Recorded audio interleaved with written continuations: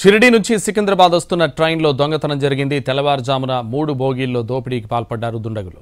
ప్రయాణికులు నిద్రలో ఉండగా లగేజ్ ఎత్తుకెళ్లారు దొంగలు. బీదర్ రాగానే లగేజ్ ఎత్తుకెళ్లినట్లు గుర్తించారు ప్రయాణికులు. దీంతో బీదర్లో ట్రైన్ నిలిపివేసి ఆందోళనకు దిగారు ప్రయాణికులు. 3 బోగీల్లో అంతా తెలుగు వాళ్లే ఉన్నారు. చోరీ ఘటనపై దర్యాప్తు చేపట్టారు రైల్వే పోలీసులు.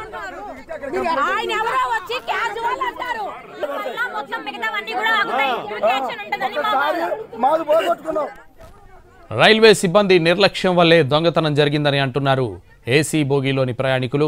డోర్ దగ్గర 2 వ్యక్తులు రైల్వే సిబ్బందితో మాట్లాడడం చూశామని, వాళ్లు కూడా ప్రయాణికులేననుకున్నామని చెప్తున్నారు.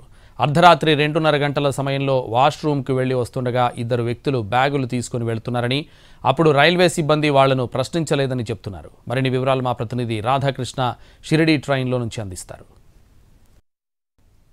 ట్రైన్ దోపిడీకి గురైన ప్రాంతంలో ప్రస్తుతం మనం ఉన్నాం. ఇదే ఏసీకి సంబంధించిన బోగి. ఇది ఇక్కడ లింక్ ఉండడంతో వాళ్ళంతా కూడా వరుసగా 3 బోగిల్లో చోరీకి పాల్పడినట్లు కూడా మనకు తెలుస్తుంది. ప్రయాణికులు ఉన్నారు.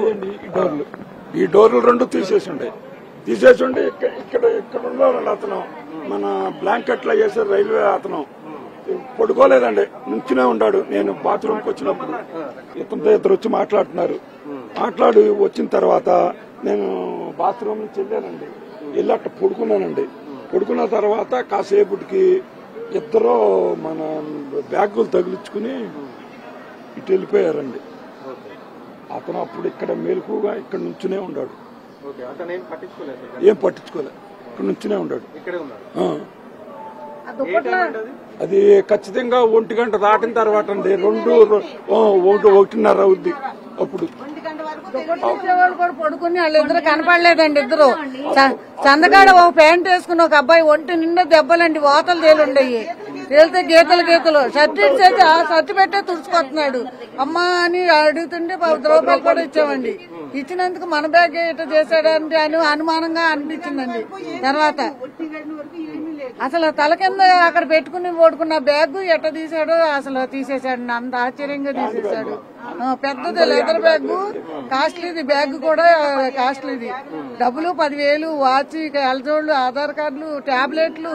అసలు ఒకటని చెప్పడానికి లేదండి. ఒకటి గుర్తొస్తుందండి, తడొకటి. మాది ఆ నెంబర్ అండి. 1 గంట వరకు తెలిగేస్తున్నాం. అప్పటి వరకును లైట్లన్నీ ఆఫ్ చేస్తున్నాయి. ఒక్కటే లైట్ వెలుగుతుంది. బాబుని ఉయ్యాలు వేసాం. నేను ఓపెన్ కూర్చున్నా. అందులో పోలీస్ ఆఫీసర్ వచ్చారు. ఒక బోగికి లింకు ఉండడంతో ఈ మొత్తం కూడా సంఘటన జరిగినట్లు అని చెప్తున్నాడు. ఆ దోపిడీ జరిగిన సమయంలో కూడా రైల్వే స్టాఫ్ ఒక అతను అక్కడే పడుకొని ఉన్నాడు, నిలబడి ఉన్నాడు. వాళ్ళు తీసుకొని వెళ్తుంటే కూడా చూశాడు, కానీ వాళ్ళని పట్టించుకోలేదు అనేది కూడా రైల్వే ప్రయాణికులు చెప్తున్న పరిస్థితి అయితే కనబడుతుంది. రైళ్లలో ప్రధానంగా ఏసీ కోచ్లలో భద్రత పైన అనేక అనుమానాలు అయితే లేవనెత్తుతున్న పరిస్థితి అయితే కనబడుతుంది. ప్రయాణికులు ప్రధానంగా ఈ బోగిలలో వచ్చేదే భద్రతా కారణాల దృష్ట్యా వాళ్ళు వస్తారు. అలాంటి సిచ్యువేషన్లో ఇప్పుడు వీళ్ళంతా కూడా ఆందోళన వ్యక్తం చేస్తున్న పరిస్థితి అయితే మనకు కనబడుతుంది. తక్షణమే ఇలాంటి ఘటనలు మరొకటి జరగకుండా చూడాలనేదే ప్రధానంగా వాళ్ళు చెప్తూ ఉన్నారు. ప్రస్తుతం అయితే రైల్వే పోలీసులు కేసు నమోదు చేసి దర్యాప్తు చేస్తున్న పరిస్థితి ఉంది. కెమెరా రాజేశ్వర్, ఆదర్శ.